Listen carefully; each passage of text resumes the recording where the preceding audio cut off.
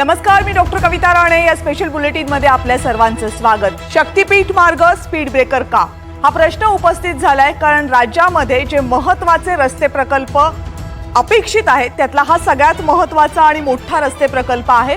पण सध्या पश्चिम महाराष्ट्रातल्या, कोकणातल्या विविध जिल्ह्यांमधून या प्रकल्पासाठी विरोधाचे सूर उमटायला लागलेत. अगदी 2-3 दिवसांपूर्वी या प्रकल्पासाठी जमीन अधिग्रहण करण्याची अधिसूचना राज्य सरकारच्या वतीनं काढण्यात आली. लोकसभा निवडणुकांच्या नंतर लगेचच ही अधिसूचना काढण्यात आली. पण राज्यभरामधल्या विविध जिल्ह्यांमधल्या शेतकऱ्यांनी त्याला विरोध दर्शवलाय. शेतकऱ्यांचा प्रकल्पासाठी जमीन द्यायला विरोध आहे. सगळ्यात महत्त्वाची बाब म्हणजे राज्यामध्ये सत्तेत असणाऱ्या पक्षांचे बरेचसे नेते या प्रकल्पाला विरोध करतायत. प्रामुख्यानं कोल्हापूरमधनं या प्रकल्पाला मोठ्या प्रमाणावर विरोध होतोय. महाराष्ट्रामधल्या 12 जिल्ह्यांमधून जाणारा हा प्रकल्प आहे. अवाढव्य या प्रकल्पाचा खर्च आहे. मात्र हा प्रकल्प सुरू होण्याआधीच त्याला स्पीड ब्रेकर लागलाय का, अशी चर्चा या विरोधामुळे सुरू झाली आहे. या प्रकल्पासंदर्भातली सगळी सविस्तर माहिती आपण पाहणार आहोत. या प्रकल्पाला विरोध का होतोय हेही पाहणार आहोत. पण त्या अगोदर पाहूयात या प्रकल्पाला विरोध करणाऱ्या महाराष्ट्रातल्या विविध जिल्ह्यांमधल्या शेतकऱ्यांचं नेमकं म्हणणं काय आहे. शक्तीपीठ जो नागपूर गोवा महामार्ग आहे तो रद्द करण्यासाठी गेल्या 3-4 महिन्यापासून सांगली जिल्हा शेती बचाव कृती समितीच्या माध्यमातून आम्ही विरोध केलेला आहे. त्याच पद्धतीनं महाराष्ट्रातल्या ज्या 11 जिल्ह्यातनं हा रस्ता जाणार आहे त्या 11 जिल्ह्यातनं मोठ्या प्रमाणात हा रस्ता रद्द करावा म्हणून उठाव झालेला आहे. त्या अनुषंगानं लोकसभेची आचारसंहिता संपल्यानंतर राज्य सरकारनं शेतकऱ्यांच्या जखमेवर मीठ चोळण्याचा प्रकार केला आहे.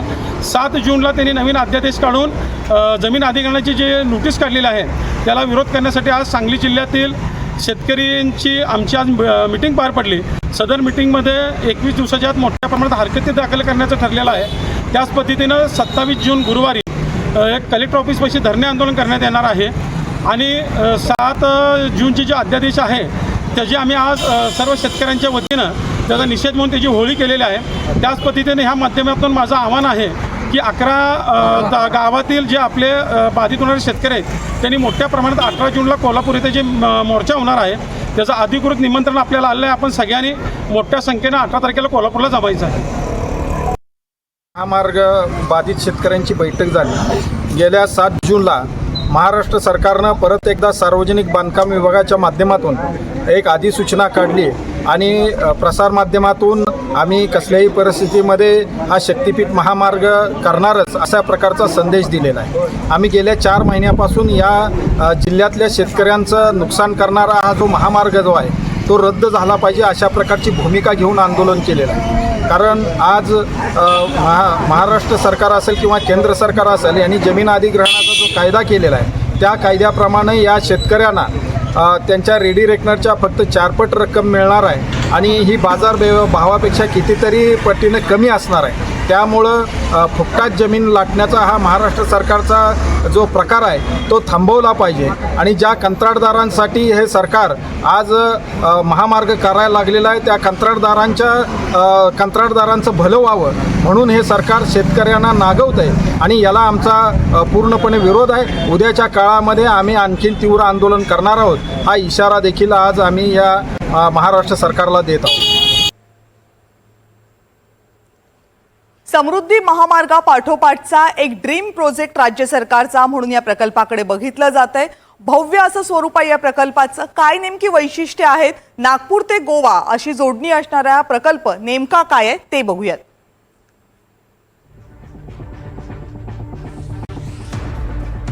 कुठून कुठेपर्यंत जाणार आहे शक्तीपीठ महामार्ग, तर नागपूर ते गोवा यांना जोडणारा हा महामार्ग असणार आहे. या महामार्गाची लांबी आहे तब्बल 760 किलोमीटर इतकी.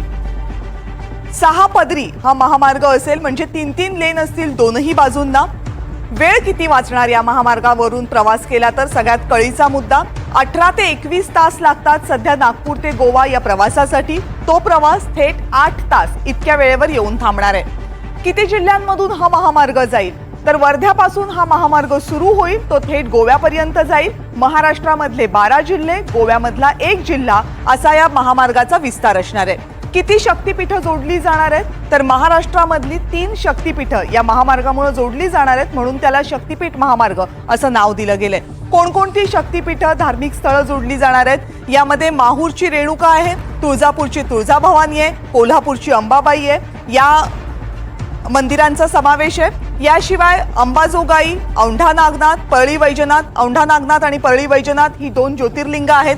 नांदेडमधलं गुरुद्वारा असेल, पंढरपूरचं विठ्ठल मंदिर, अक्कलकोट, गाणगापूर, नुसियावाडी, औदुंबर, कुणकेश्वर, पात्रादेवी ही सगळी धार्मिक स्थळं या महामार्गामुळे जोडली जातील. या महामार्गाचा जो विस्तार आहे तो प्रामुख्यानं महाराष्ट्राच्या पूर्व पट्टीचा आहे.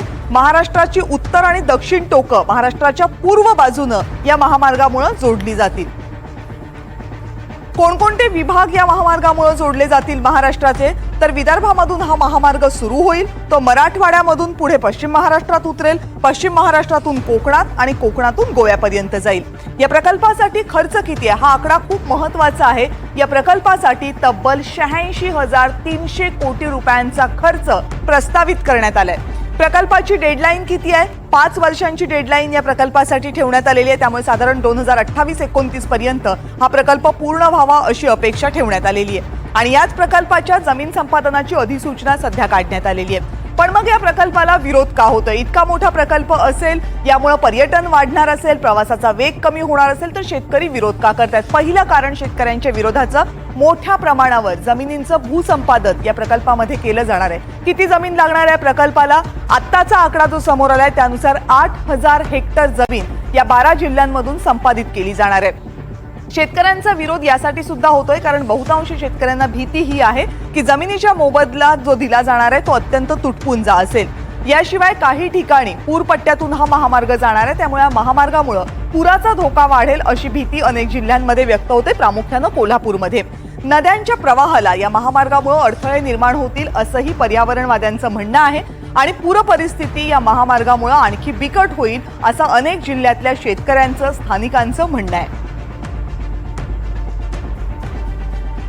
या महामार्गाला विरोध करण्यामध्ये राजकीय नेते सुद्धा आघाडीवर आहेत, ज्यामध्ये प्रामुख्याने सत्ताधारी पक्षातल्या नेत्यांचा सुद्धा समावेश आहे. कोणकोणते नेते विरोध करतायत? कोल्हापूरचा विचार केला तर कोल्हापूरचे सध्याचे पालकमंत्री, राष्ट्रवादी काँग्रेस, अजित पवार गटाचे नेते हसन मुश्रीफ यांनी जोरदार विरोध केला या प्रकल्पाला. हा प्रकल्प होऊ देणार नाही अशी भूमिका ते घेत आहेत.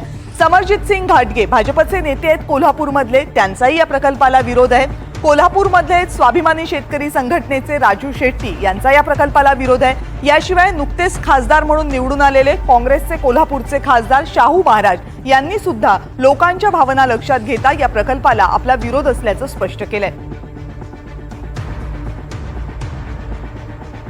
आता आपण बघतोय की कोणकोणत्या जिल्ह्यामधून हा शक्तिपीठ महामार्ग जाणार आहे. सुरुवात होतीये या महामार्गाची वर्ध्यामधून खाली विदर्भामधल्या यवतमाळपर्यंत हा येईल. यवतमाळ नंतर मराठवाड्यामधल्या हिंगोली, नांदेड, बीड असा प्रवास करत पुढे लातूर, परभणी सुद्धा यामध्ये आहे. मग खाली उस्मानाबाद, सोलापूरला उतरेल. सोलापूरहून पश्चिम महाराष्ट्रामध्ये सांगली, कोल्हापूर आणि मग सिंधुदुर्ग असा प्रवास करत हा महामार्ग कोकणामधून खाली उतरून गोव्याला जोडला जाईल. त्यामुळे वर्ध्यापासून सुरू होणारा महामार्ग गोव्यापर्यंत जातोय. वर्धा ते नागपूर हा महामार्ग आधीच जोडला गेलेला असेल, त्यामुळे नागपूर ते गोवा असा या महामार्गाचा प्रवास आहे. 700 किलोमीटरपेक्षा जास्त असा या महामार्गाची लांबी आहे आणि या महामार्गाला वेगवेगळ्या जिल्ह्यांमधल्या शेतकऱ्यांकडून आता विरोध व्हायला लागला आणि प्रामुख्यानं जो विरोध होतोय तो कोकणात होतोय, पश्चिम महाराष्ट्रामध्ये होतोय. या संदर्भात चर्चा करण्यासाठी आज आपल्या सोबत आहेत या महामार्गाला विरोध करणारे राजू शेट्टी काही वेळातच आपल्या सोबत असतील. याशिवाय प्रमोद जठार भाजपचे नेते आपल्या सोबत या चर्चेमध्ये सहभागी होत आहेत आणि राजकीय विश्लेषक रविकिरण देशमुख सुद्धा या चर्चेमध्ये सहभागी होत आहेत. माफ करा, नाव चुकलंय. प्रमोद राठोड भाजपचे प्रवक्ते या चर्चेमध्ये सहभागी होत आहेत. आपल्या सगळ्यांचं स्वागत. रविकिरण सर, बरेचदा आपण अशा प्रकल्पांवर बोललेलो आहोत, पण शक्तिपीठ महामार्ग हा असा एक प्रकल्प आहे जो समृद्धी महामार्गाच्या सुद्धा पुढे जाणार आहे. या प्रकल्पाचा सुरुवातीचाच प्रस्तावित आकडा हा जवळपास समृद्धी महामार्गाच्या प्रकल्पाच्या खर्चाच्या आकड्याला मागे टाकणार आहे. इतका मोठा प्रकल्प जेव्हा प्रस्तावित केला जातो त्यावेळेस अर्थातच सरकार त्याच्या फायद्या तोट्यांचा विचार करतं, पण आज सुरुवात होताना जर शेतकऱ्यांचा इतका प्रखर विरोध होत असेल तर हा प्रकल्प पूर्णपणे विचार करून आणला गेलाय असं म्हणता येईल का? नाही कविता, काय झालंय की अलीकडच्या काही वर्षांमध्ये विकासाचे प्रकल्प आखत असताना काही मूलभूत गोष्टींवर विचार कमी होतोय की काय असं वाटायला लागलंय. विकासाचे प्रकल्प आणलेच पाहिजेत, त्याबद्दल कोणाचंही दुमत असणार नाही. हम्म. परंतु विकास करत असताना त्याची झळ बसणाऱ्या व्यक्तींना आपण विश्वासात घेतलं पाहिजे, हे त्याचं बेसिक म्हणजे पायाभूत गोष्ट आहे त्याची. आणि जर शक्तीपीठ महामार्गाला इतका तीव्र विरोध होत असेल आणि त्याच्यात सत्ताधारी पक्षाचे सुद्धा लोक उतरत असतील, सत्ताधारी आघाडीचे, हम्म. तर मग मात्र चिंतेची बाब आहे. मग याचा अर्थ असा की या प्रकल्पाचा अहवाल कोणी तयार केला, हा. तो अहवाल तयार करत असताना कोणाला विश्वासात घेतलं गेलं, स्थानिकांशी चर्चा केली का, तिथल्या लोकांना सांगितलं का की हा प्रकल्प कसा आहे, कुठून जाणार आहे, त्याचा फायदा काय होणार आहे. कारण सांगली कोल्हापूर भागामध्ये खूप सुपीक जमिनी आहेत. हो. त्या सुपीक जमिनीतून शेतकरी उत्पादन काढतात, त्यांना बहुतेक आपली जमीन जाईल या प्रकल्पामध्ये आणि आपलं नुकसान होईल असं वाटतंय, म्हणून तर ते विरोध करतायत. कारण याच्या आधी त्यांनी असा तीव्र विरोध अलीकडच्या काळात दुसऱ्या कुठल्या गोष्टीला केल्याचं मला आठवत नाही. आणि समृद्धीचं नाव काढलं. तसंच कविता असं आहे की समृद्धीच काय, आणखी बऱ्याचशा प्रकल्पांबद्दल मला एवढंच सांगायचं आहे की कन्सल्टंट हा जो प्रकार आहे ना, हे सल्लागार नेमले जातात वेगवेगळे, ते सल्लागार नेमकं कोणाशी सल्लामसलत करतात, काय रिपोर्ट तयार करतात, कोणासोबत बैठका घेतात, आणि जर लोक नाराज असतील तर त्या नाराज लोकांना विश्वासात घेण्याचं काम मग नेमकं कुणाचं आहे, सल्लागार कंपन्यांचा आहे का हा प्रकल्प ज्यांना करायचा आहे त्या राज्यकर्त्यांचा आहे. याच्यावर सुद्धा नीट विचार झाला पाहिजे. आणि या मागण्या केवळ लोकप्रतिनिधी करू शकतात. आपण माध्यम क्षेत्रातले लोक यावर फक्त प्रतिक्रिया छापू शकतो लोकांच्या. आणि समृद्धीबद्दल सुद्धा आता बोलताना अनेक त्याला वेगवेगळे कंगोरे आहेत हो. की या महामार्गाचा उपयोग कसा होतोय, किती होतोय, वाहकांना आपल्या चालकांना तंद्री लागते, त्यांना या महामार्गावर बरोबर, त्याच्या सुरक्षेचा व्यवस्थित सुद्धा असं मुद्दा निर्माण कॉन्सेप्ट- झालेला आहे. आणि Yes, इतका yes. मोठा एक प्रकल्प झाल्यानंतर जेव्हा दुसरा प्रकल्प येतो, जेव्हा नागपूर ते रत्नागिरी असा जोडणारा एक महामार्ग ऑलरेडी अस्तित्वात आहे, आणि असं असताना हा दुसरा महामार्ग का, असाही प्रश्न शेतकऱ्यांकडून उपस्थित केला जातो. राजू शेट्टी आता आपल्या बरोबर या चर्चेमध्ये सहभागी झालेत. राजू शेट्टी सर, स्वागत आहे तुमचं चर्चेत. नमस्कार. नमस्कार. विरोध तुम्ही सुद्धा करताय शक्तीपीठ महामार्गाला. सुरुवातीला मला सांगा, काय काय कारणं आहेत तुमच्या विरोधाची या महामार्गासाठी? एक तर हा जो महामार्ग आहे तो पूर्णपणे अव्यवहार्य आहे. बरं. आणि केंद्र सरकार आणि राज्य सरकार यांच्यामध्ये समन्वय नसल्याचं महामार्ग प्राधिकरणाच्या अधिकाऱ्यांच्या जर तुम्ही बोलाल, चर्चा केली, तर ते सांगतात की त्यांचा जो काही नागपूर ते कोल्हापूर हा महामार्ग आहे, नुकताच तो बांधून पूर्ण झालेला आहे. त्याच्यावर करोडो रुपये खर्च झालेले आहे. आणि त्याच्यातून जी टोल वसुली होते, ती टोल वसुली त्यांना अपेक्षित होती तेवढी होत नाही. उदाहरण द्यायचं झालं तर सांगली जिल्ह्यातल्या कवटेमंकाळ तालुक्यातील शिरडोनचा जो टोल नाका आहे, त्या टोल नाक्यावर दररोज 40 लाख रुपये इतका टोल वसूल व्हायला पाहिजे होता. त्यांना तो अपेक्षित होता डीपीआर मध्ये, त्यांनी तसं नमूद केलं होतं. पण तिथं केवळ 7 ते 8 लाख रुपये टोल वसूल. याचा अर्थ सध्या प्रचलित असलेला रस्ताच आर्थिकदृष्ट्या जे त्यांचं गणित आहे ती गणित बिघडवणारा आहे. मग असं असताना त्याला बरोबर समांतर, कारण शक्तीपीठ महामार्गाचा डीपीआर बघितला तर तो आणि कोल्हापूर नागपूर हा महामार्ग जवळपास शेवटपर्यंत समांतर पद्धतीने जातात. त्यातल्या दोन्ही रस्त्यामधलं जास्तीत जास्त अंतर हे 22 किलोमीटरचं आहे आणि कमीत कमी अंतर हे 3 किलोमीटर चाललेलं आहे. अपेक्षित तिथून आर्थिक सोर्स निर्माण होत नाही. असं असताना दुसरा महामार्ग करण्याचं कारण काय? जी तीर्थक्षेत्र आहेत त्या ठिकाणी कुठल्या तीर्थक्षेत्रामध्ये जात असताना, म्हणजे पंढरपूर असू दे, तुळजापूर असू दे, परळी असू दे, औंढा नागनाथ असू दे, किंवा अगदी कोल्हापूरची महालक्ष्मी असू दे, किंवा श्री क्षेत्र दत्त नरसोबावाडी असू दे, ट्रॅफिक जाम झालं, 4-4, 5-5 तास लोक रस्त्यावर रेंगाळत राहिले किंवा त्यांना खोळंबून राहिले. असं कधी घडलंय का? कुठल्या भाविकांनी मागणी केली होती का या असा प्रकारचा शक्तीपीठ तयार करून? अगदी कोल्हापूरहून गोव्याला जायचं म्हटलं तरी सुद्धा 3-4 मार्ग आहेत. आंबोलीतून जाणारा मार्ग आहे, गगनबावड्याकडून जाणारा मार्ग आहे, अनुस्कुऱ्यातून जाणारा मार्ग आहे, बेळगावकडून जाणारा मार्ग आहे. आणि असं हे कुठले या घाटात सुद्धा ट्रॅफिक जाम होत नाही. मग अजून एक नवा मार्ग काढायचा आणि राधानगरी, बुदरगड, करवीर, कागल, शिरोळ, हातकणंगले हा संपूर्ण जो सुपीक पट्टा आहे ज्याच्यामध्ये इतकी शेती चांगली पिकते की शेतीसाठी लागणारी जी जमीन आहे त्या जमिनीची किंमत 40 लाख 45 लाख रुपये एकर आहे. मग शेती करण्यासाठी, मी कमर्शियल वापरासाठी म्हणत नाही आहे, म्हणजे इतके मेहनती शेतकरी आहेत आणि ते जर का भूमिहीन होत असतील, त्यांना देशेतोडीला लावलं जात असेल तर मग शेतकऱ्यांनी का विरोध करू नये. त्याचबरोबर जो दिला जाणारा मोबदला आहे तो समृद्धीला ज्या पद्धतीने मोबदला दिला तसा नाही आहे. महाविकास आघाडी सरकार असतानाच्या काळामध्ये जी दुरुस्ती केलेली आहे त्या दुरुस्तीमुळं सक्तीचं भूसंपादन करण्याचा अधिकार प्रशासनाला मिळालेला आहे. पोलीस बळाचा वापर करून जर का शेतकऱ्यांना त्या शेतावरून बेदखल केला जाणार असेल आणि दिला जाणारा मोबदला हा समृद्धीच्या केवळ 40% मिळणार असेल तर मग मला सांगा की समृद्धीतून या महाराष्ट्रातल्या अनेक राजकीय नेत्यांना आर्थिक समृद्धी मिळाली. त्यातून आमदार खासदारांचे घाऊक खरेदी विक्रीतून मोठे मोठे बाजार निकटातून कुणाला शक्ती मिळणार आहे. आणि पुन्हा एकदा या सगळ्या लोकप्रतिनिधींचं खरेदी विक्री करण्यासाठी, पैसा उभा करण्यासाठी हा मार्ग काढला जातो का? कारण भाविकांची चार मागणी मुद्दे नाही. राजू शेट्टीजी उपस्थित केलेले आहेत आणि हे चारही मुद्दे महत्वाचे आहेत. त्यातला पहिला मुद्दा, प्रमोदजी तुम्ही हे चारही मुद्दे ऐका कारण पुढचा प्रश्न यावर तुमच्यासाठी असेल. पहिला मुद्दा आहे त्यांचा की आधी याच मार्गाचा एक मार्ग बांधून तयार झालेला आहे, तो अव्यवहार्य ठरलाय, हे सरकारनेच दिलेल्या माहितीवरनं सिद्ध होतंय. दुसरी, अशा प्रकारचा मार्ग आम्हाला हवाय अशी मागणी ना भाविकांनी केली होती ना महाराष्ट्रातल्या कुठल्या लोकांनी केली होती, मग हा महामार्ग का? तिसरी, या महामार्गासाठी जाणाऱ्या बहुतांश जमिनी या शेतकऱ्यांच्या सुपीक जमिनी आहेत, त्या का घेतल्या जात आहेत? आणि चौथा आणि सगळ्यात महत्वाचा मुद्दा की जो मोबदला या जमिनींसाठी दिला जाणार आहे तो तुटपुंजा असणार आहे, मग शेतकऱ्यांनी जमिनी का द्यायच्या? आता इतकं सगळं जर असेल तर मग हा प्रकल्प विचार करून आणला जातोय असं म्हणायला कुठेही वाव नाहीये. खरं म्हणजे याच्यामध्ये मला असं वाटतं की आता शेट्टी साहेबांनी जे काही प्रश्न उपस्थित केलेले आहेत त्यामधले खरंच काही गोष्टी या सगळ्यांच्याच त्याच मागण्या आहे. आपण प्रामुख्याने एक गोष्ट लक्षात घ्यायला पाहिजे की हा रस्ता जेव्हा डिझाईन केला गेला किंवा जेव्हा हा प्रकल्प सादर केला गेला तेव्हा या सगळ्या गोष्टींचा अभ्यास करून हा आजच्या साडीचा रस्ता नाही, हा येणाऱ्या भविष्यकाळाचा रस्ता आहे. पुढे होणाऱ्या सगळ्या ज्या आपल्या डिमांड्स आहेत, ज्या व्यापार आहे, जे औद्योगिकरण होणार आहे त्या गोष्टीला दृष्टीपथामध्ये ठेवून हा सगळा डिझाईन केलेला रस्ता आहे.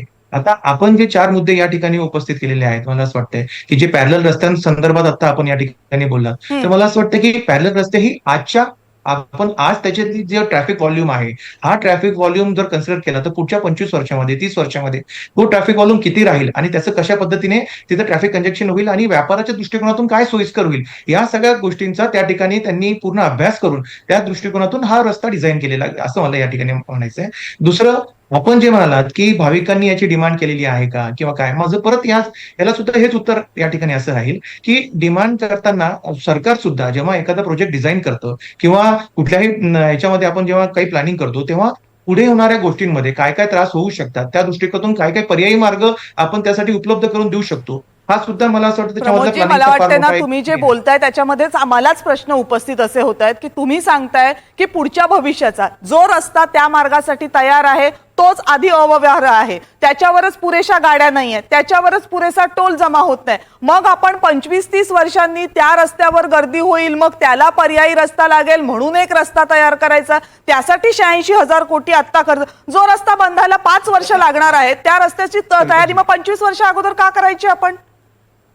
25 वर्षाच्या नंतरचा म्हणजे माझ्या बोलण्याचा उद्देश हा आहे की पुढे आपण जे म्हणताय की तिकडे ट्रॅफिक व्हॉल्यूम कमी आहे, आपण जर बघितला ते की नागपूर पासून आज गोव्यापर्यंत हा जो मार्ग आहे याच्यामध्ये पुढच्या दृष्टिकोनातून म्हणजे पॅरलली आपण जर विचार केलात की आपल्याला जो इम्पोर्ट एक्सपोर्ट होतो, जो वेगवेगळे औद्योगिक आपल्याला याचा फायदा होतो, या सगळ्या दृष्टिकोन जो ऍक्सेस वेगवेगळ्या जिल्ह्यांचा याच्यामधनं आपल्याला होणार आहे, तो सध्याच्या रस्त्यामध्ये मला असं वाटतं की ट्रॅफिकचा जर दृष्टिकोनातून आपण जर विचार केला तर हा सगळ्या कुठेतरी याच्यामध्ये आपल्याला याचा नक्की फायदाच होणार आहे.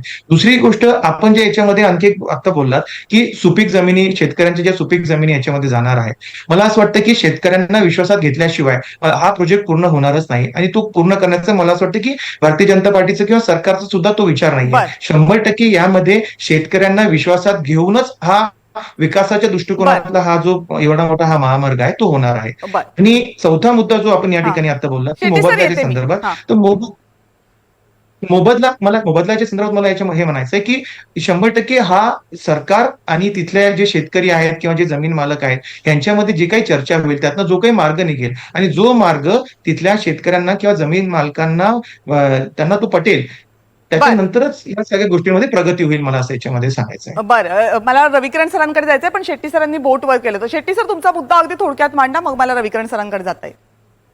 नाही, मला एवढं सांगायचं आहे की जर का तुम्हाला शेतकऱ्यांना विश्वासात घेऊन करायचं असेल तर या रस्त्याबद्दलची पुरेपूर माहिती द्यायला कुणीच तयार नाही. एवढी गुप्तता का? कारण ओके. MSRDC कडे मी स्वतः पत्रव्यवहार केलेला आहे. हा. काय नेमका रस्ता कसा आहे, काय आहे, त्याला खर्च किती येणार आहे, टोल किती जमा होणार आहे, आणि किती वर्षात तो टोल राहणार आहे, भाविकांना किती वर्ष टोल द्यावा लागणार आहे, हा. त्याला बाकीच्या शाखा कुठल्या कुठल्या काढल्यात या संदर्भातली माहिती गेले 15 दिवस मी मागण्याचा प्रयत्न करतोय, पण आमच्याकडे ती माहिती उपलब्ध नाही असं मला उत्तर मिळतंय. मग गंभीर मला मुद्दा आहे सांगा हा.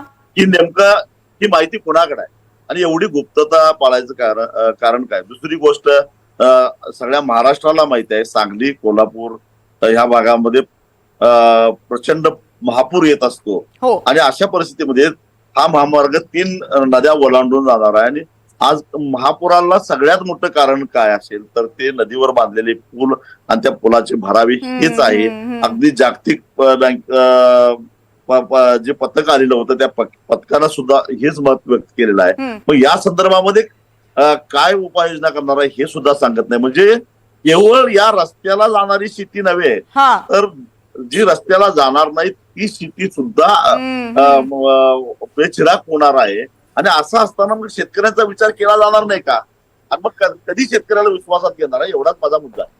नाही, बरोबर आहे, हा तुमचा मुद्दा आणि खूप महत्वाचा आहे. कारण तुम्ही सांग की जर इतक्या शेतकऱ्यांच्या जमिनी जाणार असतील, 8,000 हेक्टर आपण जमिनींचा आकडा म्हणतोय आता, तो कदाचित वाढूही शकतो. इतक्या मोठ्या प्रमाणावर शेतकरीच्या जमिनी जाणार असतील तर प्रश्न फक्त जमिनींपुरता मर्यादित राहत नाही, तर आजूबाजूच्या इकॉलॉजीवर त्याचा काय परिणाम होतो याचाही विचार करायला पाहिजे. रविकिरण देशमुख सर, कायम रस्ते बांधताना, इतके मोठे प्रकल्प आणताना असं सांगितलं जातं की एकदा हा रस्ता उभा राहिला की त्याच्या आजूबाजूला उद्योग आणि व्यवसाय येतील. पण फक्त रस्ते बांधल्यानं उद्योग आणि व्यवसाय येत नसतात, हे आपल्या सगळ्यांना माहिती आहे. समृद्धी महामार्गाचं आत्ताचं जर उदाहरण घेतलं त्यालाही वर्ष पूर्ण झालेलं आहे. तुम्हाला असं खरंच आपल्याला ठोसपणे म्हणता येईल का की एकदा रस्ता तयार झाला की मग आजूबाजूच्या गावांचा विकास झालाच म्हणून समजा? कविता, फार चांगला प्रश्न आहे. मी 3 गोष्टी सांगतो याच्या उत्तरामध्ये. पहिली गोष्ट अशी की मुंबई पुणे एक्सप्रेसवे बांधत असताना आपण सॅटेलाइट टाउनशिप उभारण्याची गोष्ट केली होती की सॅटेलाइट टाउनशिप उभारण्यामुळे या रस्त्यावरचा जे खर्च आहे एकंदरीत तो लवकर वसूल होईल आणि मुंबई पुणे एक्सप्रेसवेचा उपयोग चांगल्या अर्थाने होऊन एक नवीन डेव्हलपमेंटला चालना मिळेल. कारण मुंबईवरचा बोजा जो आता वाढलेला आहे आणि मुंबईची कुंठित अवस्था आली आहे विकासाच्या बाबतीत, तो होईल. आज सॅटेलाइट टाउनशिप दिसत नाही. दुसरी गोष्ट, समृद्धी महामार्गाच्या शेजारी ग्रोथ सेंटर उभारणार आपण अशी घोषणा करून झाली.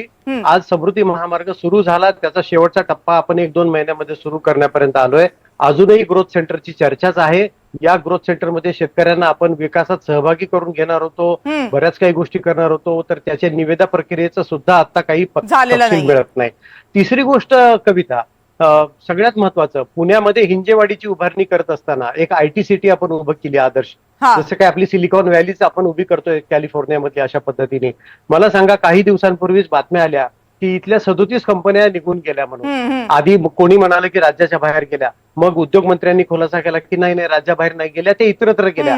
मला सांगा, हिंजेवाडीमधून जर पायाभूत सुविधांची कमतरता आहे, वाहतुकीची कोंडी होते, इथल्या आमच्या उद्योगावर परिणाम होतो असं सांगू, जर 37 कंपन्या जर इतरत्र जात असतील, मग त्या महाराष्ट्रात जरी गेल्या तर मग हिंजेवाडी विकसित करण्याचा रस्ते बांधले म्हणजे विकास आला असं आपल्याला म्हणता येणार नाही. त्यामुळे रस्ते बांधत असताना त्याच्या आजूबाजूला काय करणे, राजू शेट्टी जो आरोप करतात तो तर गंभीर आहे. इथे फक्त रस्त्याची माहिती मिळत नाही तर बाकीची माहिती काय मिळणार, तिथल्या विकासाची माहिती काय मिळणार? प्रमोदजी, एक प्रश्न, तुम्ही सत्ताधारी पक्षाचे प्रवक्ते आहेत म्हणून, आणि दुसरं म्हणजे देवेंद्र फडणवीसांचा हा ड्रीम प्रोजेक्ट मानला जातो म्हणून तुम्हाला विचारते. मी खूप इंटरनेटवर शोधण्याचा प्रयत्न केला की हा जो 86,300 कोटी रुपयांचा आकडा आहे या प्रकल्पाच्या खर्चाचा, हे 86,300 कोटी रुपये नेमके येणार कुठून आहेत? महाराष्ट्र सरकारकडून येणार आहेत? कुठून लोन घेतलं जाणार आहे? कुठून येणार आहेत हे पैसे? याच्यामध्ये आपण आता सांगितलं की सगळ्यात महत्वाचं म्हणजे हा देवेंद्र फडणवीस साहेबांचा ड्रीम प्रोजेक्ट आहे का? तर 100% आहे. कारण आपण बघितलं असेल की समृद्धी मार्गाच्या वेळेस सुद्धा बराच लोकांचा विरोध झाला होता, स्थानिक लोकांचा विरोध झाला होता. मात्र त्या सगळ्यांना विश्वासात घेऊन त्यानंतरच तो प्रोजेक्ट पूर्ण केला गेला. आणि आज सुद्धा मला असं वाटतं की जरी आपण म्हणत असलो की औद्योगिक आजूबाजूचे शहर आणखी विकसित झालेली नाहीयेत, त्या दृष्टिकोनातून पावले टाकली गेली आहेत. 86,300 कोटी रुपयांची नेमकी व्यवस्था काय असणार आहे? कुठून येणार आहेत पैसे? हा पैसा वेगवेगळ्या माध्यमातून म्हणजे समजा सेंट्रल गव्हर्नमेंट असेल, स्टेट गव्हर्नमेंट असेल, या पद्धतीने हा सगळा पैसा या ठिकाणी उभा केला जाणार आहे. तर याच्यामध्ये मला आपल्याला एक गोष्ट जी आपल्या तुम्ही जे उत्तर देताय ते खात्रीपूर्वक आहे. 86,300 कोटी रुपये हे केंद्र आणि राज्य सरकारच देणार आहेत, कुठल्याही बाह्य संस्थांचं यामध्ये मदत नसणार आहे? याच्यामध्ये हा पूर्ण प्रोजेक्ट त्यांनी जो डिझाईन केलेला आहे याच्यामध्ये वेगवेगळे त्यांनी ऑप्शन्स ओपन ठेवलेले आहेत. मात्र याच्यामध्ये सांगताना मला हे प्रामुख्याने हे म्हणजे असं आहे प्रमोदजी, ही खूप गंभीर बाब आहे. 86,300 कोटी रुपयांचा प्रकल्प राज्य सरकार प्रस्तावित करतं. त्या प्रकल्पासाठी 12 जिल्ह्यांमधल्या शेतकऱ्यांच्या जमीन अधिसूचना निघते संपादनाची. पण आपल्याला हेच माहित नाहीये की ते 86,300 कोटींची व्यवस्था कुठून केली जाणार आहे.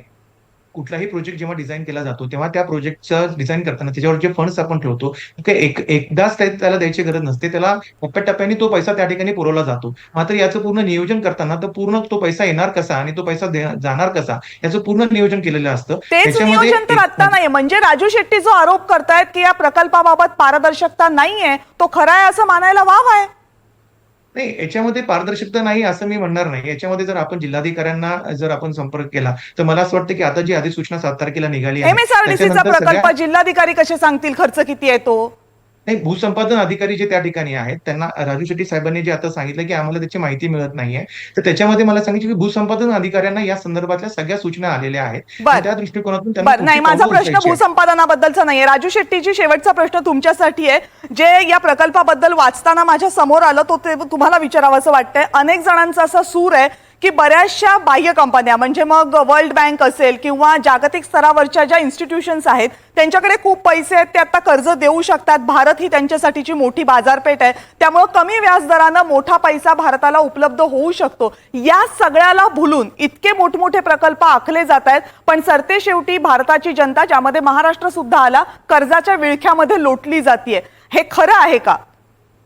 100% खरं आहे. कारण मोठमोठे प्रकल्प उभा करायचे किंवा ती घोषित करायचे, त्याच्यामध्ये ठेके देत असताना त्यांना प्रकल्प उभा केल्यानंतर प्रकल्प चालतो का नाही चालतो याच्यापेक्षा ठेका देण्यामध्ये जास्त रस आहे. कुठल्याही पक्षाचं किंवा आघाडीचं सरकार असो त्याचं उद्दिष्ट आहे. म्हणूनच मी म्हटलं समृद्धीतून अनेकाला समृद्धी मिळाली आणि आता शक्तीपीठातून किती लोकांना शक्ती मिळणार आहे मला माहित नाही, परंतु केवळ त्याच उद्देशाने केलं. मी MSRDCच्या मुख्य जे सूर्यवंशी म्हणून आहेत त्यांना मी वारंवार विचारलं, अरे याचं आम्हाला सांगा काय, तुम्ही पैसा कसा जमा होणार आहे, किती येणार आहे, टोल किती जमा होणार आहे, कसा द्यावा लागणार आहे, भाविकांना किती टोल द्यावा लागणार आहे, काही सांगायला तयार नाहीत. त्यांच्याकडे माहिती उपलब्ध नाही. आणि मग पारदर्शकता कसली आलेली आहे. कालच मी कोल्हापूरच्या जिल्हाधिकाऱ्यांना भेटलो. मी म्हटलं तुम्ही अधिसूचना काढताय पण तुमच्याकडे माहिती आहे काय, तुम्ही शेतकऱ्याला किती पैसे देणार आहात, कसं देणार आहे? ते म्हणतात आम्हाला काही माहित नाही, आम्हाला एवढा आदेश आलाय की सक्तीचं भूसंपादन करा. म्हणजे इथं काय मोगलाई आहे काय? वर्ण आदेश आला आणि संपादन केलं, कुणासाठी करायला लागलाय? म्हणजे ज्यांच्याकडे पैसा आहे त्यांना पैसा गुंतवता यावा म्हणून शेतामध्ये राबून खाणाऱ्या शेतकऱ्याला त्याला बेदखल करायचं आणि त्याची शेती हिसकावून घ्यायची. मग तुम्हाला खरोखरच तुमच्या भावना चांगल्या आहेत तर मग टोलमध्ये शेतकऱ्याचा हिस्सा ठेवा ना. जेवढी आमची जमीन आहे ते भांडवल समजा आणि त्याचा हिस्सा आम्हाला द्या. ते का देत नाही बरं?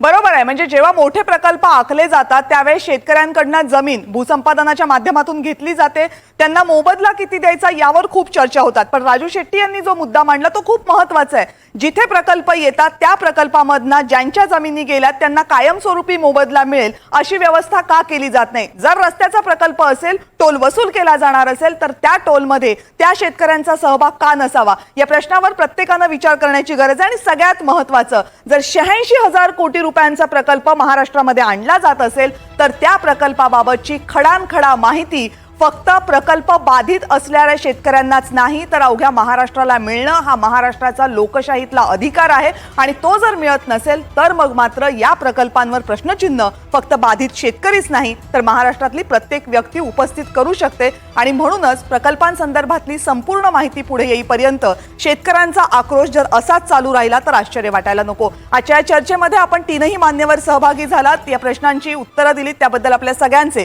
मनपूर्वक आभार। या विशेष चर्चेमध्ये आता वेळ झाली आहे इथेच थांबण्याची। पाहत रहा NDTV मराठी।